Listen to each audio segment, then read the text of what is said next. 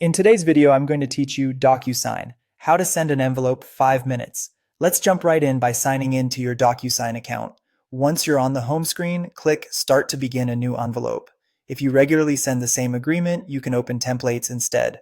Using a template saves time because recipients, fields, and messages can be pre-configured, but either route works for what we're doing today. If you choose a template, select it now. If not, click Upload and add your document from your computer or cloud storage.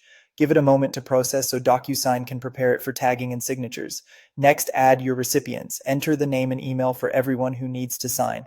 Accuracy really matters here. Typos in email addresses will prevent delivery, so double check spelling. If you're sending to multiple people, keep your list organized so you can quickly assign fields to the right person in the next step. Add a clear message to your recipients, use a helpful subject line and a brief note explaining what the document is and any deadline or special instructions. This message appears in the email they receive and can reduce confusion and back and forth. Click Sign to move into the tagging screen. On the left-hand panel, you'll see a library of fields. Find the signature field. Drag and drop it onto the exact spot in your document where a signature is required.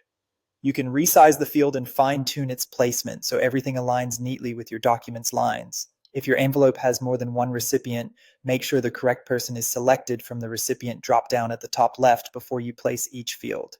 This ensures each signer only sees and completes the fields meant for them. Repeat the placement for any other signature locations your document needs.